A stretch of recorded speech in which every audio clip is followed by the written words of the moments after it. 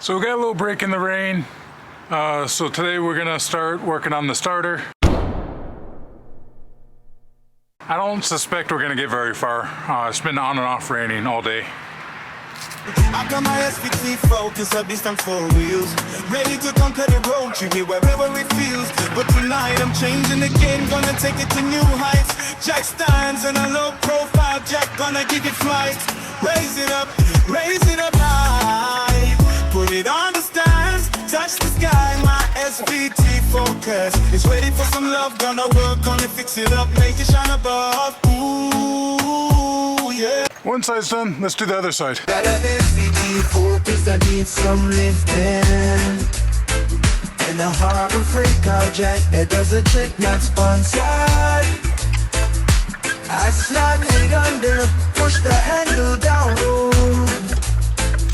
Watch my baby rise, higher off the ground.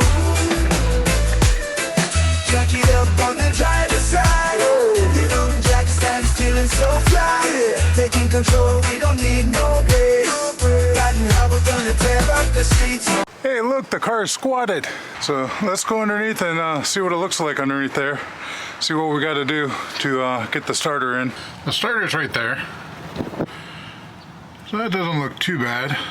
By removing the upper intake manifold, it would probably be a lot easier to access the starter.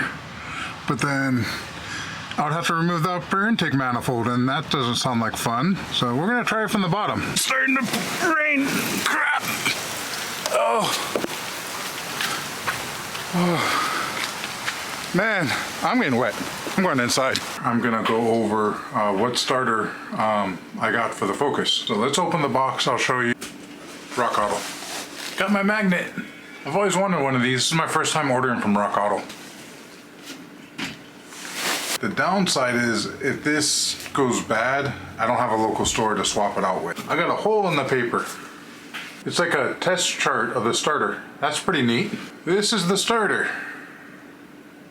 I'll be honest, I'm concerned that this is the wrong starter. This is mounted in the car, and the bolts on here is going this way. The bolts on the car is going that way. That sucks. Yeah, I don't know what I'm gonna do at this point. I guess maybe see if I can send this thing back. Okay, for the top bolt for the starter, I'm basically just using three 3-inch extensions. I got a swivel at the end of the extension going into a 13mm socket.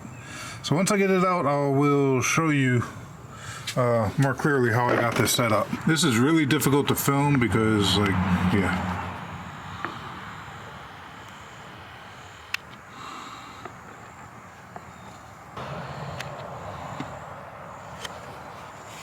You can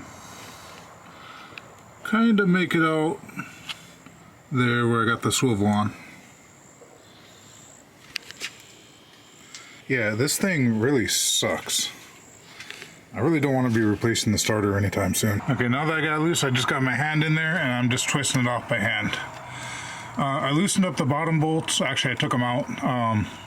I did put one bolt back in. Just threaded it a little bit just so this thing doesn't fall when I get this bolt off. I'll show you how to get to those bolts in just a second. There we go. Hopefully this is the right bolt because first bolt I took off is that one. I don't think that was the right bolt. Unless the starter has 4 bolts, which could be possible. That is my setup.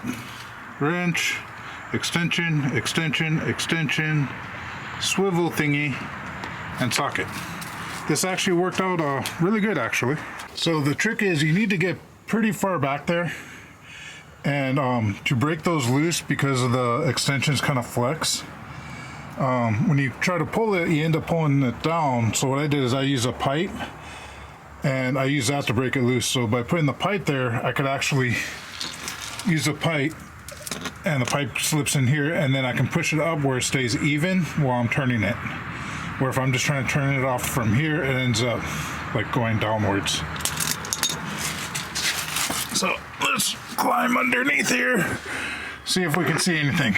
Right here, you don't see much, but until you get further back, where you can look at it at an angle, you can see the starter right there, and the bolts were in there. Well, can't really see it from There it is.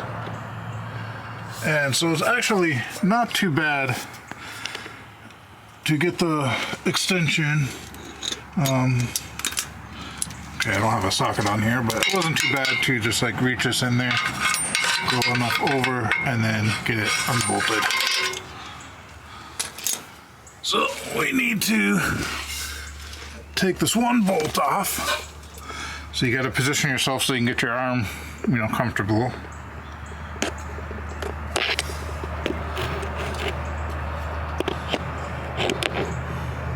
So as you can see, I got this right here. I can just finish twisting that off, and the starter should come out if all goes well. Now, I haven't disconnected the wires to it, so my goal is, or my plan is, to kind of drop the starter down, then disconnect the wires. The solenoid is so far up there, it's like impossible to get to the wires without pulling this down first, I think. So I got the starter twisted down. Now I can see the two nuts here that I gotta disconnect. I don't know what size it is. That looks like it might be a 10, that might be a 12, but we'll find out. Oh yeah, guess what? I didn't bring a 10 or a 12.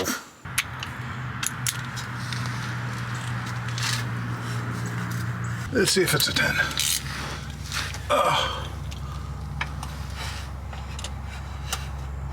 Oh yeah. Now we're cooking. All the other videos make like working on cars sound easy. I'm sure it is when you got a nice shop to work in. But when you're laying underneath a car, things are a pain in the ass. Okay, what's left? Anything?